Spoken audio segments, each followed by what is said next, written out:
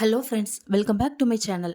இன்றைக்கி நம்ம கிச்சனில் பார்க்க போகிறது ஒரு சூப்பரான மீன் குழம்பு டேஸ்ட்டில் வாழைக்காய் வச்சு எப்படி செய்கிறதுன்னு பார்க்கலாம். இது சாப்பிட்றதுக்கு அப்படியே மீன் குழம்பு சாப்பிட்ற மாதிரியே இருக்கும்.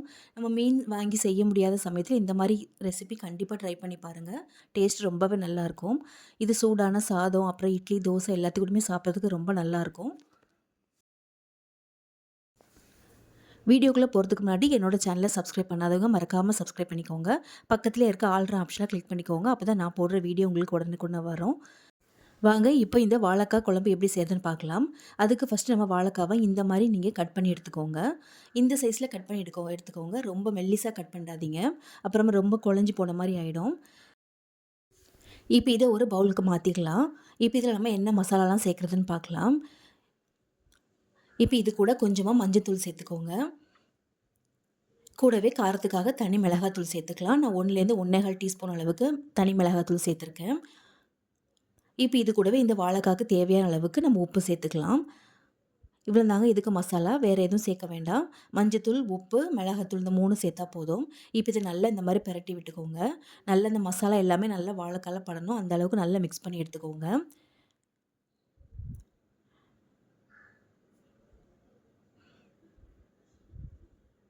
இப்போ பாருங்கள் நல்லா மிக்ஸ் பண்ணி எடுத்தாச்சு. இப்போ இதை வந்து நம்ம எண்ணெயில் போட்டு பொரிச்சு எடுத்துக்கலாம். இப்போ இதை பொரிக்கிறதுக்கு தேவையான அளவுக்கு எண்ணெய் ஊற்றிக்கோங்க. இப்போ இந்த எண்ணெய் நல்லா சூடாகி வரட்டும். இப்போ இந்த எண்ணெய் சூடானதுக்கப்புறமா ஒவ்வொரு வாழைக்காவை இதில் சேர்த்துக்கோங்க. இப்போ இந்த மாதிரி நீங்கள் ஃப்ரை பண்ணியும் சேர்க்கலாம், இல்லை நீங்கள் குழம்புல டைரெக்டாக கூட சேர்க்கலாம். வாழைக்காய் கட் பண்ணி அப்படியே கூட சேர்க்கலாம். ஆனால் இந்த மாதிரி நீங்கள் பொரித்து சேர்க்கும்போது ரொம்ப டேஸ்ட் ரொம்ப நல்லாயிருக்கும். இப்போ இதை ஒரு 2 நிமிஷம் ஒரு பக்கம் ஃபுல்லாக நல்லா வேக வச்சாச்சு. இப்போ இதை நல்லா திருப்பி விட்டுக்கோங்க. இப்போ இது எல்லாமே நல்லா திருப்பி விட்டுட்டு மறுபடியும் ஒரு 2 நிமிஷம் வேக விட்டுடலாம். அடுப்பை நல்லா சிம்லேயே வச்சுக்கோங்க. அப்போ தான் உங்களுக்கு நல்லா உள்ளே எல்லாமே நல்லா வெந்து வரும். இப்போ பாருங்கள் மறுபடியும் ஒரு 2 நிமிஷம் வேக விட்டாச்சு. இப்போ இது பார்க்கலாம் எந்த அளவுக்கு வெந்திருக்குது அப்படின்னு ஒரு கத்தியை வச்சு கட் பண்ணி பாருங்கள். இப்போ பாருங்கள் இந்த அளவுக்கே நமக்கு நல்ல முக்கால்வாசி அளவுக்கு நமக்கு வெந்து வந்திருக்கு. இதுக்கப்புறமா நம்ம குழம்புல சேர்த்து கொதிக்க விடும்போது மீதியும் நல்லாவே நமக்கு வெந்து வந்துடும். இப்போ இதே எண்ணெயிலேருந்து எடுத்துடலாம். இப்போ குழம்பு எப்படி ரெடி பண்ணுறதுன்னு பார்க்கலாம். நான் இன்றைக்கி வாழைக்காய் ஃப்ரை பண்ணல, அந்த எண்ணெயை தான் நான் குழம்புக்கும் சேர்த்துருக்கேன். இப்போ இந்த எண்ணெய் சூடானதுக்கப்புறமா இதில் கொஞ்சமாக சீரகம் சேர்த்துக்கோங்க. சீரகம் சேர்த்துட்டு கூடவே கொஞ்சமாக சோம்பு சேர்த்துக்கலாம். இப்போ இந்த 2மே நல்லா பொரிஞ்சு வந்ததுக்கப்புறமா நம்ம எடுத்து வச்சுருக்க வெங்காயத்தை இதில் சேர்த்துக்கலாம். நான் இன்றைக்கி 3 பெரிய சைஸில் வெங்காயம் நல்லா இந்த மாதிரி மெல்லிஸாக கட் பண்ணி எடுத்துருக்கேன். கூடவே ஒரு கைப்பிடி அளவுக்கு கருவேப்பிலையும் சேர்த்துக்கோங்க. இப்போ இதை நல்லா கலந்து விடுங்க.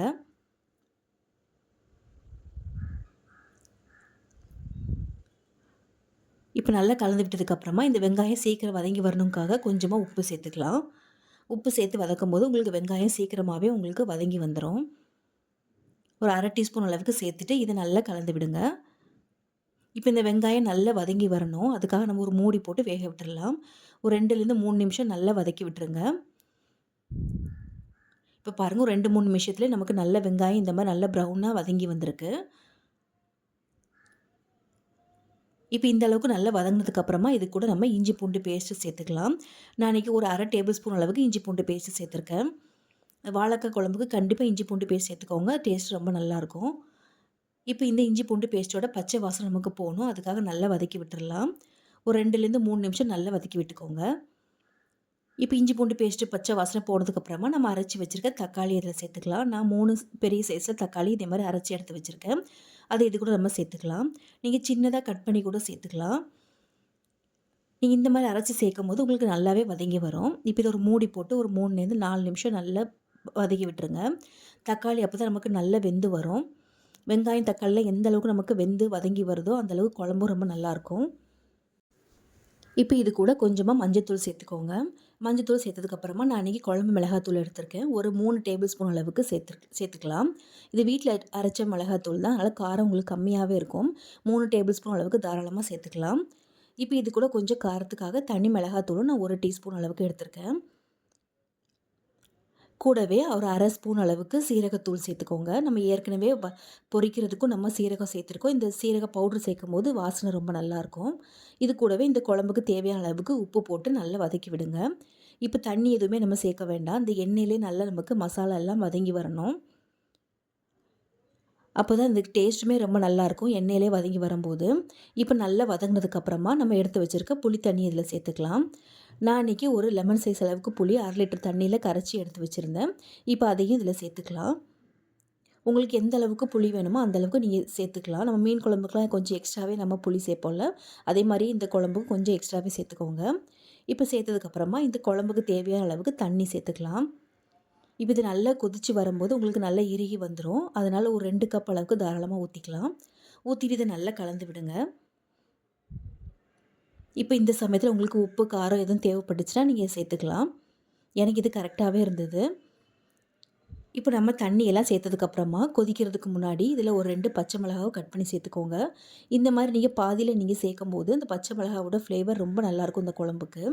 இப்போ இது நல்லா கொதிச்சு வரட்டும். ஒரு 4லேருந்து 5 நிமிஷம் நல்லா கொதிக்க விட்டுருங்க. அப்போ தான் இந்த புளி, மசாலாவோட பச்சை வாசனை எல்லாமே போயிருக்கும். இப்போ பாருங்கள் ஒரு 4, 5 நிமிஷம் கழிச்சு நல்லாவே நமக்கு கொதிச்சு வந்திருக்கு. இப்போ இந்த சமயத்தில் நம்ம ஃப்ரை பண்ணி எடுத்து வச்சுருக்க வாழைக்காவ இதில சேர்த்துக்கலாம். இப்போ சேர்த்துட்டு இதை நல்லா கலந்து விட்டுருங்க. உங்களுக்கு பார்க்கும்போதே தெரியும் மீன் குழம்பு மாதிரியே தான் இருக்கும். டேஸ்ட்டுமே மீன் குழம்பு மாதிரி தாங்க இருக்கும். ரொம்ப சூப்பரா இருக்கும். கண்டிப்பா ட்ரை பண்ணி பாருங்க. இப்போ இத நல்லா ஒரு வாட்டி கலந்து விட்டுருங்க. கலந்து விட்டுட்டு இதில கொஞ்சமா கருவேப்பிலையும், அப்புறமா கொத்தமல்லி இலையும் போட்டுக்கலாம். போட்டுட்டு நல்லா மிக்ஸ் பண்ணி விட்டுருங்க.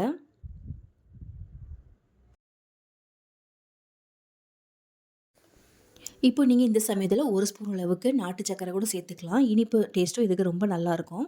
காரக்குழம்பு, மீன் குழம்பு இந்த மாரிக்கெல்லாம் கண்டிப்பா நீங்க வெல்லம் சேர்த்துக்கோங்க. ரொம்ப நல்லாயிருக்கும். இது இப்போ ஒரு மூடி விட்டு ஒரு 2 நிமிஷம் நல்லா கொதிக்க விட்டுருங்க. 2 நிமிஷம் நல்லா கொதிக்க விட்டா தான் உங்களுக்கு அந்த வாழைக்கால, இந்த மசாலா எல்லாமே நல்லா சேர்ந்து வரும். இப்போ பாருங்கள் 2 நிமிஷம் கழிச்சு நம்ம அடுப்ப ஆஃப் பண்ணியாச்சு. அவ்வளோதாங்க நம்மளோட சூப்பரான சைவ மீன் குழம்பு ரெடி ஆயிடுச்சு. கண்டிப்பாக ட்ரை பண்ணி பாருங்கள். என்னோட வீடியோ உங்களுக்கு பிடிச்சிருந்தா மறக்காமல் லைக் பண்ணி ஷேர் பண்ணிக்கோங்க. உங்களோட ஃப்ரெண்ட்ஸ் அண்ட் ஃபேமிலிக்கு கண்டிப்பாக ஷேர் பண்ணுங்கள். தேங்க்ஸ் ஃபார் வாட்சிங்.